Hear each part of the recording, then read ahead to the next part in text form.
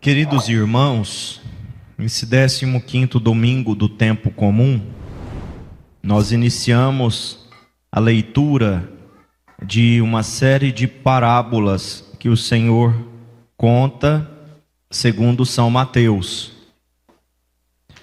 E hoje nós começamos essa leitura dessas parábolas com a parábola do semeador. Uma parábola conhecida. Eu gostaria de refletir com vocês alguns aspectos dessa parábola que geralmente a gente não reflete tanto. Primeiro, não se trata de uma parábola para falar dos terrenos, embora fale de 4 tipos de terrenos que acolhem a semente. Mas, sobretudo, é uma parábola para falar do semeador e do seu modo de agir. O Evangelho começa dizendo: naquele dia Jesus saiu de casa, foi sentar-se às margens do mar da Galileia. Uma grande multidão reuniu-se em volta dele. Por isso Jesus entrou numa barca e sentou-se enquanto a multidão ficava de pé na praia. E disse-lhes muitas coisas em parábolas. E aí começam então as parábolas. Veja, o evangelista fala que Jesus saiu de casa. Esse gesto de sair de casa, que também vai se repetir aqui no início da parábola do semeador, o semeador saiu para semear, indica pelo menos 3 coisas. O fato de Jesus ter saído de casa e ter ido às margens do mar da Galileia para pregar o evangelho. Indica o gesto de Deus ter saído do céu, digamos assim, ter vindo do céu para pregar a boa nova a nós. Ou seja, o Verbo se fez carne, Deus veio habitar entre nós, ele saiu. Mas também indica a saída de Jesus, ou da pregação aqui, para certos nichos. E agora a pregação é para todos, para a multidão, para todas as nações. E da barca, Jesus prega, porque é da igreja que Jesus vai difundir a sua palavra, o seu evangelho. É da igreja que ele vai lançar as sementes. Então significa tudo isso. A barca simboliza a igreja, de onde Jesus vai pregar através dos seus apóstolos, através dos seus santos, dos seus discípulos, dos padres, dos bispos, dos pregadores. A palavra de Deus vai de um pequeno grupo. Ele deixa de pregar somente para um pequeno grupo, que inclusive não estava aderindo à pregação. Os chefes religiosos, os fariseus, os saduceus, os sacerdotes, as pessoas importantes ali de Jerusalém, as pessoas importantes de Israel estavam esnobando da palavra de Deus. Então ele sai desse pequeno grupo e agora ele vai pregar para a multidão, para todos, o evangelho para todos. E a parábola fala que o semeador saiu para semear. Veja, aqui enfatiza, claro, o semeador semeia, mas o evangelista, claro, replicando aqui as palavras de Jesus, quer enfatizar que Deus, que veio do céu, o Verbo que se fez carne, é obstinado em pregar a palavra, em lançar sementes. Jesus não veio do céu para brincar. Ele não veio do céu para passar o tempo aqui entre nós, para se divertir, né? Como os deuses pagãos lá da Grécia, que de repente deixavam o Olimpo e vinham aqui se divertir. Jesus veio para semear a salvação. E ele não faz outra coisa senão isso. Desde a sua encarnação até a sua morte e ressurreição, ele semeia. O semeador saiu para semear. Foi o que Jesus fez o tempo todo. Quando ele ficou lá 30 anos em Nazaré, lá na carpintaria, na casa dos seus pais, ele não ficou ali perdendo tempo. Ele ficou santificando a vida doméstica, a vida cotidiana, o trabalho. Ele não perdeu tempo. Os 30 anos de Jesus em casa não foram anos estéreis. Ele não ficou lá esperando o tempo passar para que depois, quando tivesse 30 anos, começasse a pregar. Não, ele já prega a palavra desde a sua encarnação.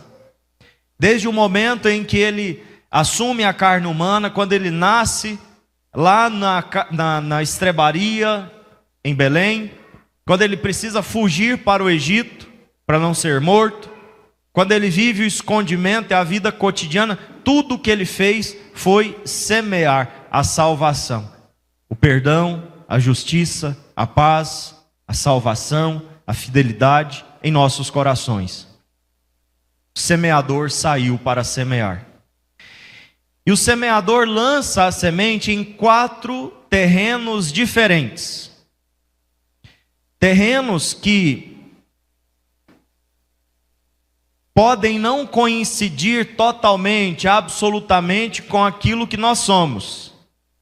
Mas com certeza nós podemos dizer que todos nós temos um pouquinho de cada terreno.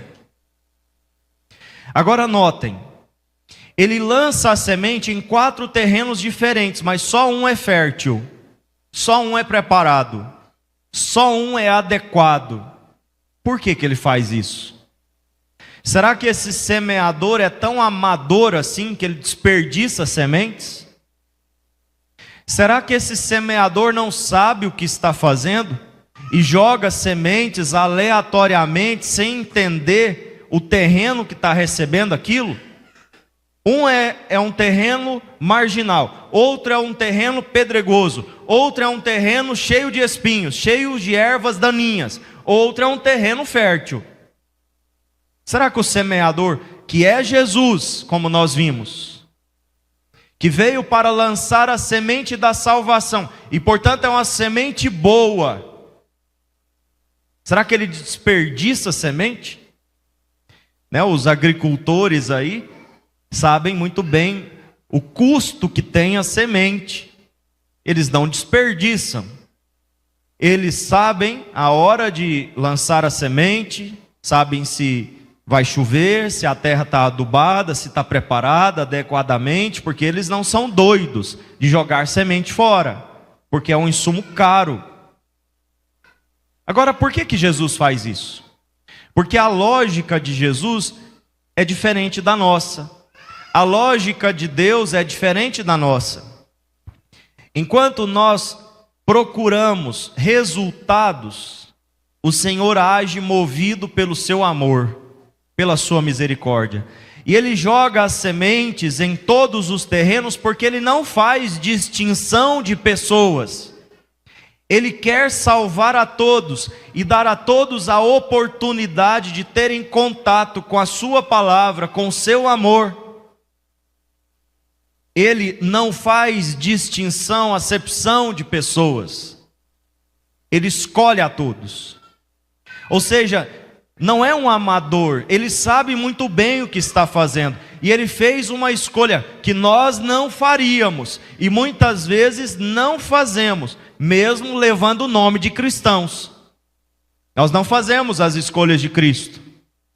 Ele escolhe a todos, nós escolhemos uma pequena porção. Aqueles que vão dar resultado, aqueles que vão corresponder, aqueles que vão colaborar, aqueles que vão dar lucro, esses que nós escolhemos, inclusive para a pregação. A igreja tem pregado muito para ovelhas gordas e as ovelhas magras. O que nós estamos fazendo? Estamos fazendo, e quando eu falo de ovelhas gordas ou o que nós estamos fazendo, eu não estou falando de uma missão que é própria de padres e bispos. Todos nós somos missionários e temos falado muito sobre isso.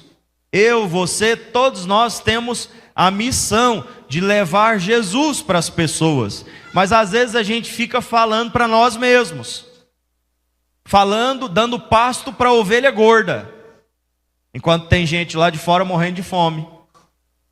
Quando tem gente lá de fora e nós não damos valor porque achamos que são casos perdidos, nós não vamos atrás. Veja, Jesus, o divino semeador, não age assim. Ele lança a semente para todos, sem distinção.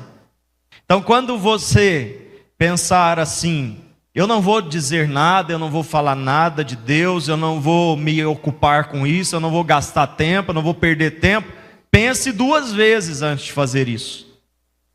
Porque essa não é a atitude do divino semeador. E não deveria ser a nossa.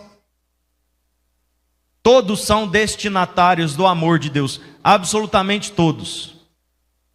E ele então joga a semente. Agora vamos falar um pouco desses terrenos, porque aqui é a parte também que nos cabe, e sobretudo nos cabe, porque nós somos esse terreno, diz respeito a nós, a nossa vida, o que temos sido, como temos nos comportado, como temos acolhido, recebido a palavra de Deus em nossa vida. O primeiro terreno aqui, Jesus fala que é aquele terreno à beira do caminho, ou seja, um terreno marginal, superficial. A semente cai, os passarinhos carregam.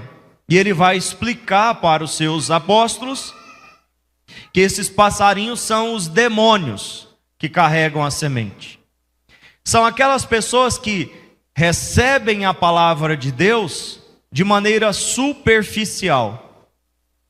Por exemplo, vão à missa, mas não se dão ao trabalho, além de ir à missa, não se dão ao trabalho de fazer um esforço para escutar, para entender o que está sendo falado. E enquanto o padre está falando, está mexendo no celular, está conversando, está brincando com criança. A palavra entra? Não entra. E aí termina a missa, não sabe dizer qual foi a primeira leitura, qual foi o salmo, qual foi a segunda leitura, o que o padre falou, não sabe nada. E aí vira crente e fala que na igreja católica não usa a Bíblia. Tem coragem, tem a capacidade, a ousadia de falar que nós, que temos primeira leitura, segunda leitura, temos o Evangelho, temos as orações, os rituais, todos inspirados na Bíblia, tem a ousadia de falar que aqui não tem Bíblia, que aqui não tem palavra de Deus. Não é por quê? Porque sentou-se, não vocês, claro, vocês não, mas sentou-se aí, 1 ano, 2 anos, 3 anos, 5 anos, 10 anos, 20 anos, mas sempre com o cérebro desligado, ou ligado em outras coisas, pensando na hora que a missa vai acabar. Essa é a única preocupação. Olha no relógio toda hora. O que aconteceu na missa hoje? Não sei, só sei que demorou. O que o padre falou? Não sei, só sei que falou demais. Aí cochila, quando não dorme, né? Cochila. Às vezes a gente está cansado, às vezes é pesado, é difícil. E Deus sabe do nosso esforço. Quando às vezes estamos cansados, com muito sono, e mesmo assim a gente vai. Agora não dá para ser assim o nosso modo de vida. A gente sempre vai dormir na igreja? Não tem como. Toda missa eu cochilo, toda missa eu durmo, tem alguma coisa errada. Quer dizer, eu não tenho interesse naquilo que está sendo falado. O demônio carrega. Quando você olha, não tem mais nem semente, não tem mais nada. O que aconteceu? Não sei.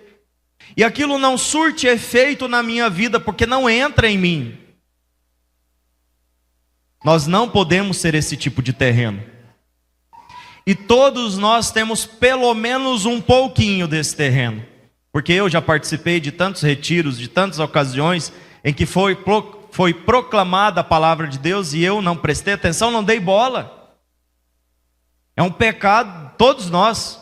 Eu tenho certeza, eu falo isso com convicção, por experiência própria. Pelo menos um pouquinho disso nós temos, de superficialidade na nossa oração, na nossa participação nos sacramentos, naquilo que a igreja promove. Nós temos desperdiçado a palavra de Deus. Agora veja que grave é isso. Nós deixamos a semente da palavra de Deus, do amor de Deus, da graça de Deus, que é lançada em nossos corações, à mercê do demônio. O demônio carrega. Não tem cabimento isso, a gente permitir que isso aconteça. Desperdiçar a palavra de Deus é deixá-la à disposição do inimigo. Como que a gente faz uma coisa dessa? Como que nós não temos remorso de ter participado de um momento sagrado e de não ter colocado nosso coração à disposição para escutar, para aprender, para ser curado, para ser transformado, para ser modificado? Eu saio de casa, fico 1 hora, 2 horas fora de casa, eu poderia estar descansando, eu poderia estar fazendo outra coisa. Eu perco o meu tempo, todo domingo, às vezes, porque eu vou com o coração fechado, sem disposição, ou sem interesse de escutar o que Deus tem para me dizer. Não pode ser assim. Nós precisamos nos converter nesse sentido. Segundo terreno, o terreno com pedras, terreno pedregoso, tem uma camada de terra em cima, mas tem uma laje embaixo. A semente germina, começa a crescer, mas quando a raiz encontra a pedra, não consegue aprofundar mais, então o sol queima. Isso acontece muitas vezes, da gente plantar no lugar errado, tem uma laje ali embaixo, a planta morre, porque não segura a água, o sol resseca. Jesus diz que as pessoas que são esse terreno, são aquelas que recebem a palavra de Deus com alegria, mas não perseveram, não têm fidelidade àquilo que aprenderam, àquilo que viveram, não têm profundidade. Então, quando vem o sol da provação, quando vem o sol do sofrimento, a planta seca e morre. Quantas pessoas já participaram de experiências extraordinárias de oração na vida?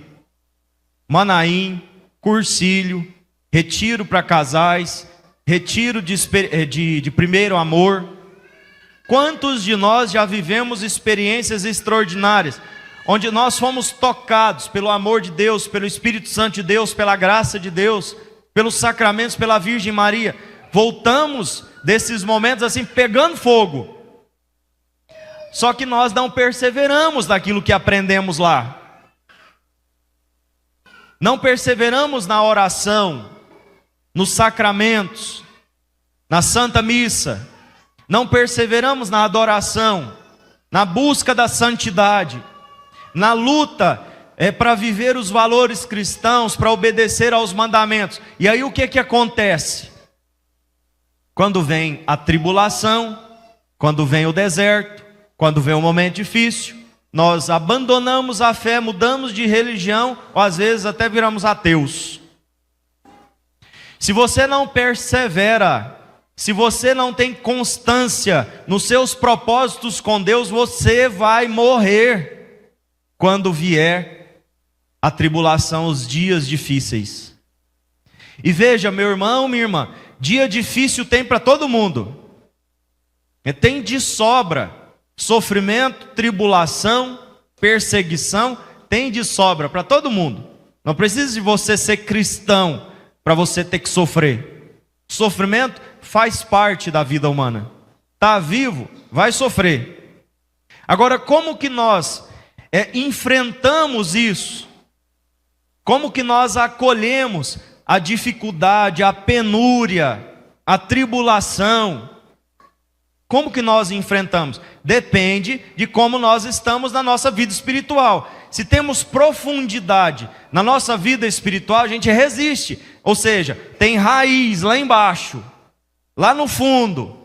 Vem o vento, vem o sol, a planta resiste, não cai, não tomba. Mas quantos têm tombado na vida espiritual? Por quê? Não tem vida espiritual. Não tem constância, portanto. Fizeram o propósito de participar da missa todo dia. Aí foi 1 semana, nunca mais voltou. Fez o propósito de rezar o terço todo dia. Aí rezou o terço 1 mês. Nunca mais rezou. Não, eu vou confessar toda semana.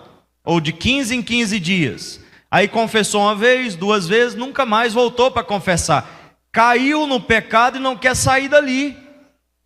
Aí quer ficar forte, quer ter condições de tolerar as coisas difíceis. Não vai. Vai se desfazer igual gelatina, igual Maria Mole. Vai tombar, igual uma árvore sem raiz, que cresceu na laje. Quantas árvores nós já vimos cair porque cresceram na laje? Não dá. O vento derruba. A tribulação derruba. Você não pode permitir de ser um terreno assim. É burrice, é idiotice a gente pensar assim: não, eu vou viver mais ou menos. Eu vou viver uma fé sem profundidade. Eu vou viver uma fé inconstante. Ou seja, quando der na telha, quando der vontade, eu rezo, eu faço. Eu me empenho. Quando me der gosto, você vai cair, você vai tombar. Não seja burro. Fala para o seu irmão aí do lado, não seja burro. A irmã olhou assim e falou: não acredito que está falando isso. É isso mesmo. Agora, em minha defesa, eu quero lembrá-los que até Jesus chamou os discípulos de burros, né? Os discípulos de Emaús. E ele falou de uma forma mais bonita: como sois sem inteligência, né? Como sois sem inteligência. Então, se Jesus usou essa expressão, você pode falar para a pessoa que está do lado: não seja burro. Fala de novo, para ela não ter dúvida. Nós somos muito burros. Nós achamos que vai ficar tudo bem, que vai dar tudo certo se a gente viver esse tipo de fé. Essa fé meia boca, essa fé mais ou menos, essa fé de momento vai te derrubar. Fala para ele: essa fé meia boca vai te derrubar. Você vai tombar. Será que ele acreditou? Então vamos lá para o terceiro terreno. Um terreno com espinhos. Jesus diz que alguns terrenos onde a semente caiu, um terreno espinhoso, com espinhos, com ervas daninhas. Cresceu a devoção, cresceu a fé, mas também ao mesmo tempo as preocupações mundanas.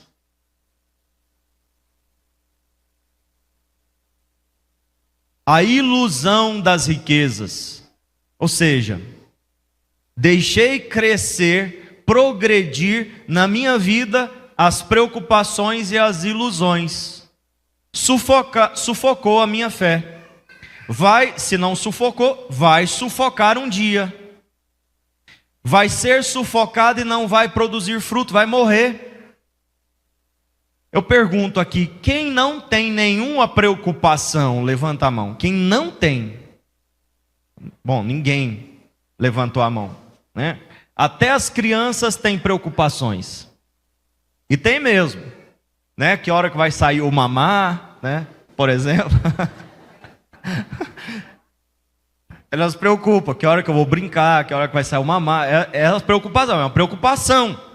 Mas todos nós temos preocupações. Claro que pensar numa vida sem preocupações seria um pouco assim, impossível. Agora, eu não posso permitir que as preocupações da minha vida sejam maiores que a minha fé, que a minha devoção, que a minha entrega para o Senhor, que é o meu abandono no Senhor. Você, quando chegou aqui na igreja hoje, com certeza trouxe pelo menos uma preocupação com você. Agora, você colocou isso no altar do Senhor, antes de começar a missa, por exemplo, para que a preocupação não absorvesse você e te impedisse de rezar durante toda a missa, seja qual preocupação for, financeira, com saúde, preocupação material, que você quer trocar de carro, de casa, ou porque você quer mais um diploma, ou algum diploma, porque você precisa de uma carreira para ter uma estabilidade na vida. Quais são as preocupações que você tem? Quais são as suas preocupações? e você tem colocado essas preocupações na presença de Deus, Ele é maior do que as suas preocupações. A palavra de Deus diz que a gente não deve se preocupar com o dia de amanhã, porque cada dia basta a sua preocupação. Eu não devo me preocupar com o que eu vou vestir, com o que eu vou comer. Eu preciso confiar em Deus, mas eu não confio. E aí eu sou absorvido, eu sou envolto, eu sou envolvido, eu sou sufocado pelas preocupações que eu tenho, das maiores às menores.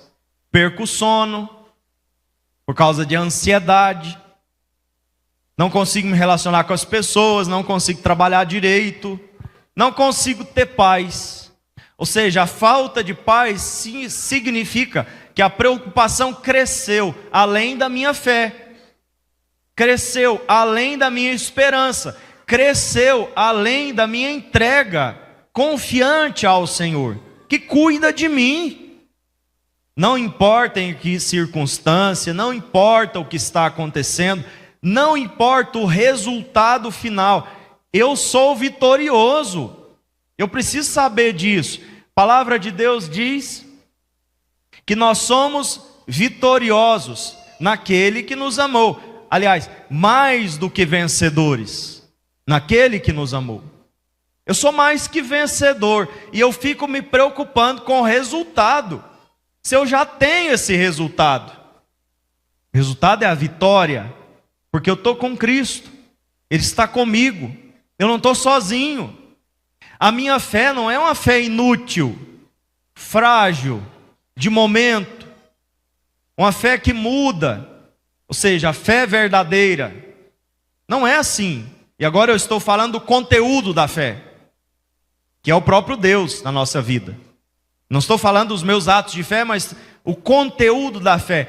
Não é uma fé relativa, volátil, trivial. É uma fé genuína, verdadeira, pela qual pessoas morreram, pela qual pessoas enfrentaram dores, o martírio, pela qual as pessoas enfrentaram grandes perseguições, penúria, perderam dinheiro, perderam os bens por causa dessa fé. Ou seja, o conteúdo da nossa fé, que é o próprio Jesus Cristo, é Deus vitorioso. Diga isso. Eu sou mais que vencedor, graças àquele que me amou. Veja, isso é uma verdade de fé.